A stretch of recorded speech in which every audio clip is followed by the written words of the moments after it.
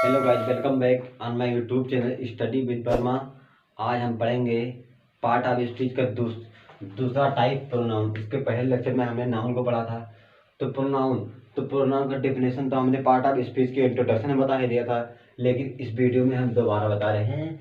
और इस वीडियो में इस तरह बताएंगे आप लोग को जिंदगी में कभी भूलोगे ही नहीं। जैसे इसके डेफिनेशन में लिखा है, प्रोनाउन के डेफिनेशन में, it is used in place of noun it's called pronoun. इसमें लिखा है जो नाउन के स्थान पे प्रयोग किया जाए वो प्रोनाउन।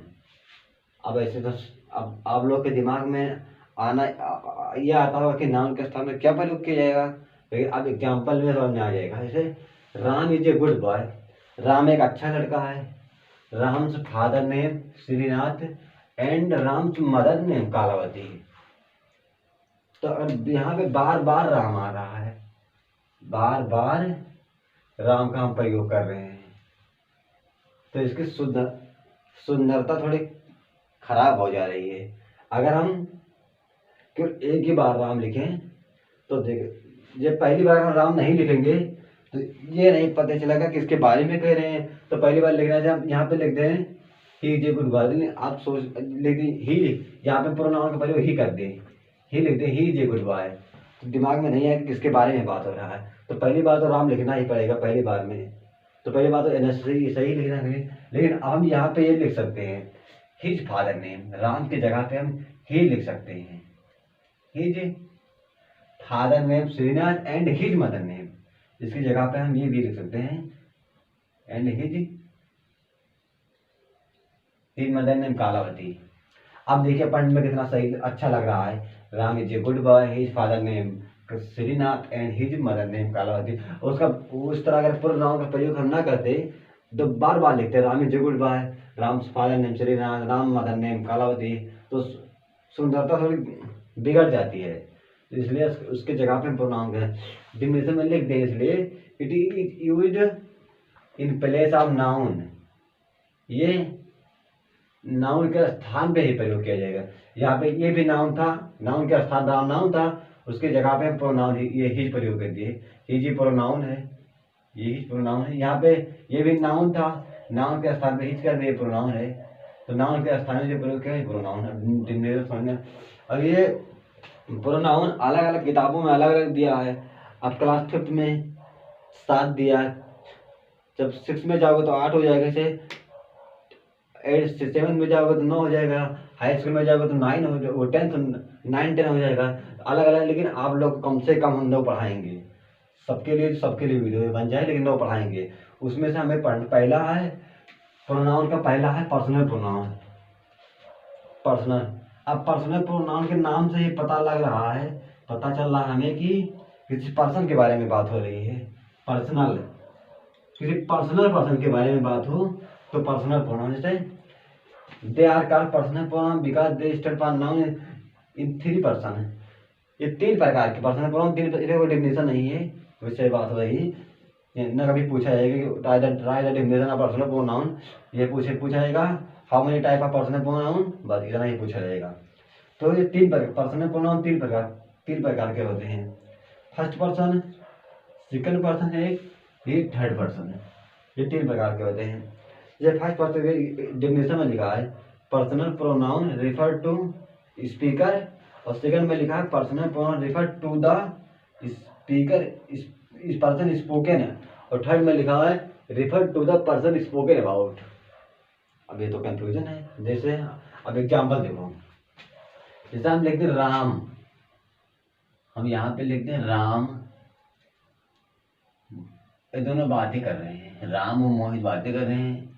और तीसरा यहाँ पर हम कर दें किसको कर दें, सोहन को कर दें। जैसे तीसरा हम सोहन को कर दें। जैसे जो राम यहाँ पे है, राम यहाँ पे फर्स्ट पर्सन है, मोहित ये दोनों बातें कर रहे हैं, मोहित सेकंड पर्सन है, और ये दोनों जिसके बारे में बातें कर रहे हैं वो थर्ड पर्सन है। ये रिफर टू द स्पीकर, ये refer to the person spoken है, it refer to the person spoken about. जिसके बारे में बात हो थर्ड पर्सन, जो बात करे वो फर्स्ट, और जो दोनों लोग बात करें जो दूसरा रहे उसको सेकंड है, तो ये थर्ड पर्सन हो जाएगा। उसके बाद फर्स्ट पर्सन में आता है आई और बी। इसके अतिरिक्त इसके सब्जेक्टिव केस भी होते हैं, इसके ऑब्जेक्टिव केस, ये इसके ऑब्जेक्टिव के होते हैं, पोसेसिव होते हैं। आई और बी इसका सब्जेक्टिव केस है। उसके बाद सेकंड पर्सन में यू, इसका ऑब्जेक्टिव और पोसेसिव भी होता है। और जो थर्ड पर्सन में है ही, सी, इट, दे, इसका पॉजिटिव ऑब्जेक्टिव इसका भी होता है। तो ये है personal pronoun. Personal pronoun, personal से ही नाम पता चला पर्सन की बात हो रही है। हमने पहले बता दिया पर्सनल प्रोनाउन में पर्सन की बात होगी, तो यहाँ पे फर्स्ट में ही पर्सन की बात हो रही है, सेकंड पर्सन में भी पर्सन की ही बात हुआ, और थर्ड में भी वही प्रूव हुआ।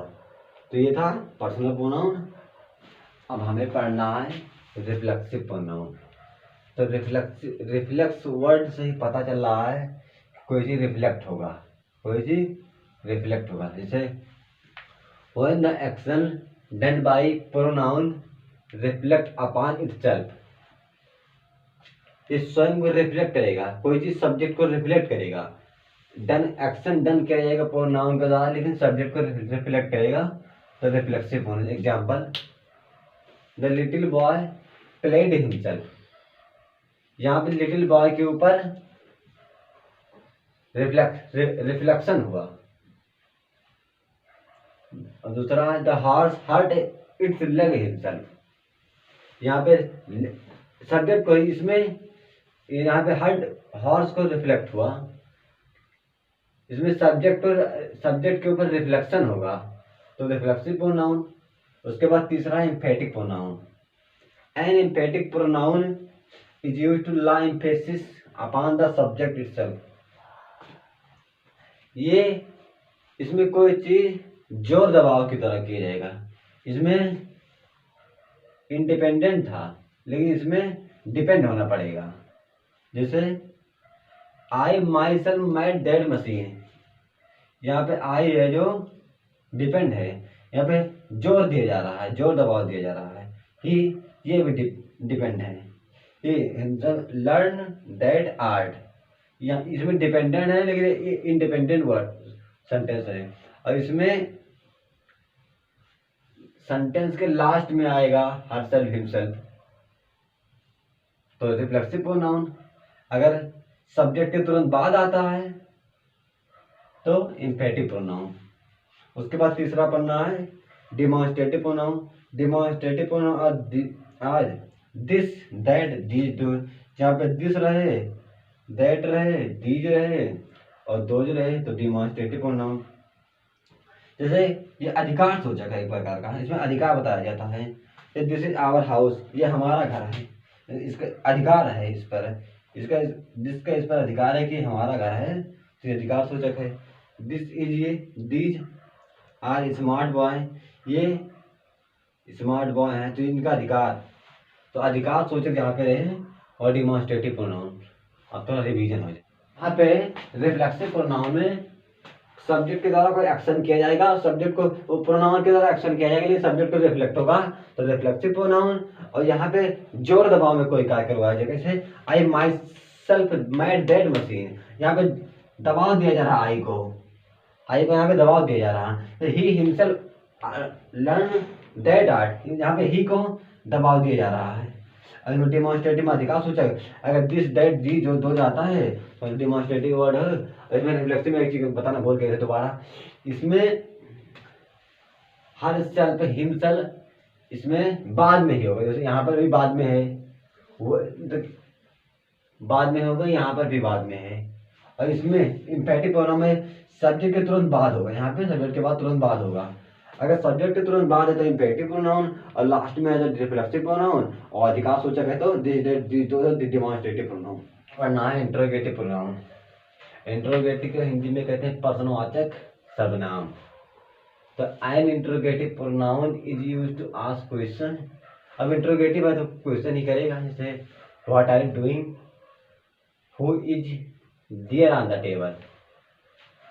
हम इसके बाद जब एडजेक्टिव पढ़ेंगे नाउन में, तो उसमें एक होगा interrogative adjective, interrogative.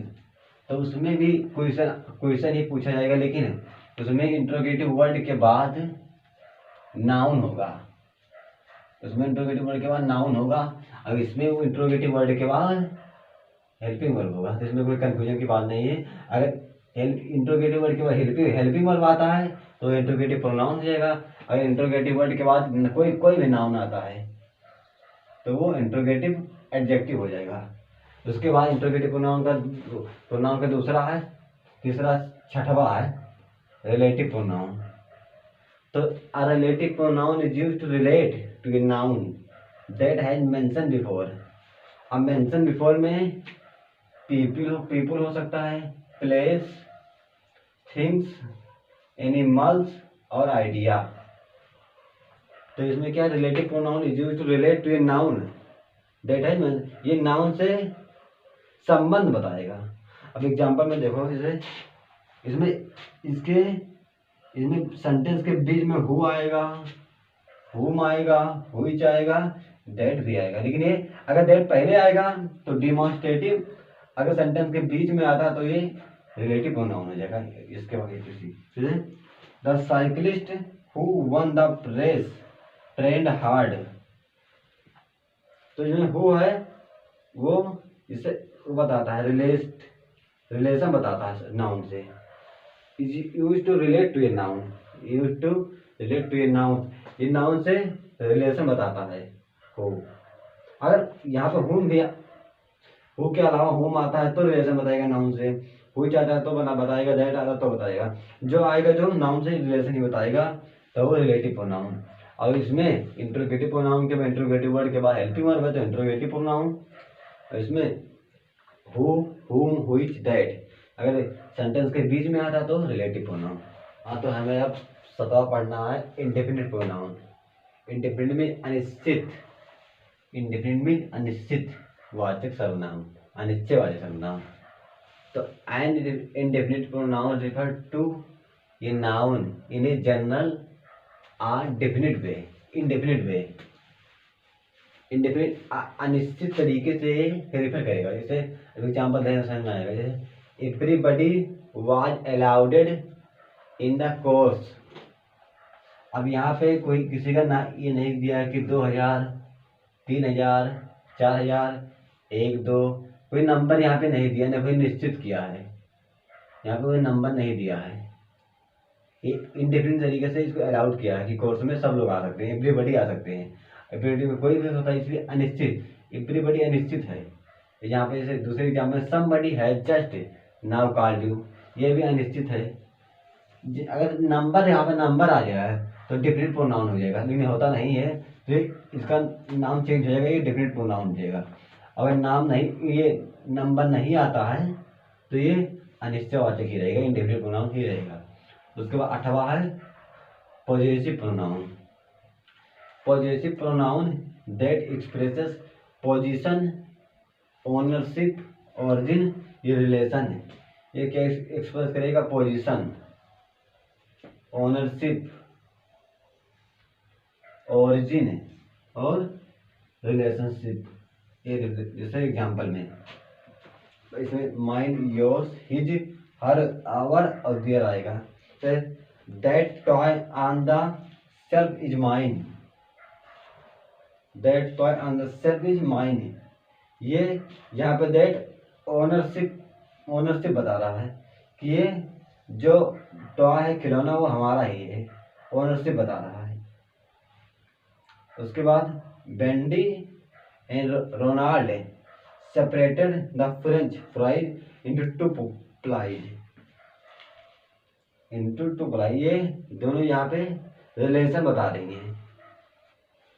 बेंडी and Ronald यहाँ पे रिलेशनशिप बता रही हैं, और ये दैट यहाँ पे ओनरशिप बता रहा है। अगर पोजीशन बताए, ओनरशिप बताए, ऑरिजिन बताए और रिलेशनशिप बताए तो ये पॉजेसिव प्रोनाउन हो जाएगा। उसके बाद में 9वां पढ़ना है रेसिप्रोकल प्रोनाउन।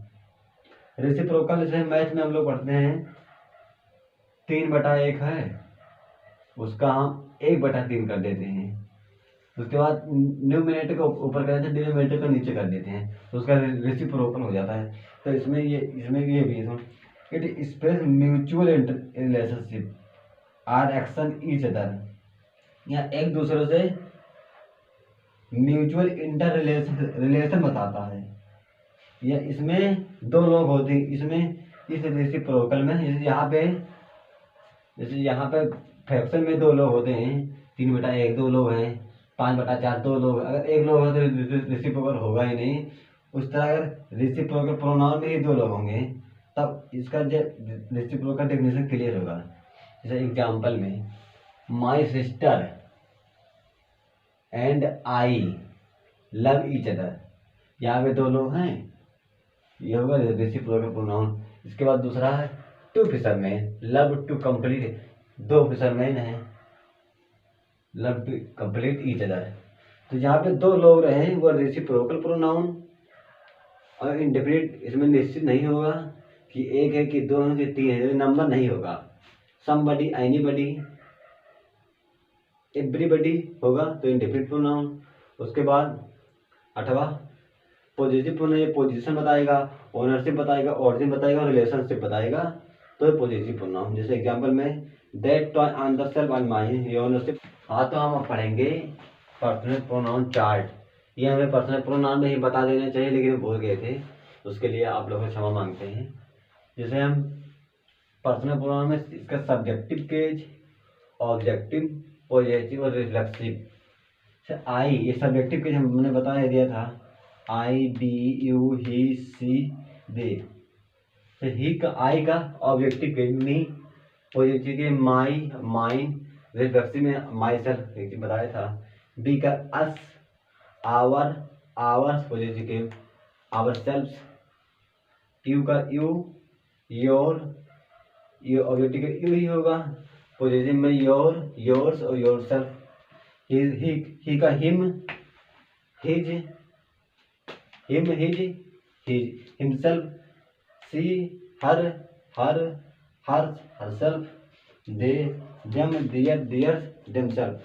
अगर हम इसमें कहा माई सेल्फ, जहाँ पे एस लिखा है ये सिंगुलर है, और ये SELBE जहाँ पे लिखा है ये सेल्फ, ये प्लूरल है।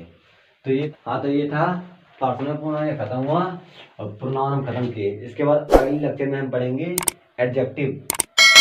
तब तक के लिए जय हिंद, जय भारत, वंदे मातरम।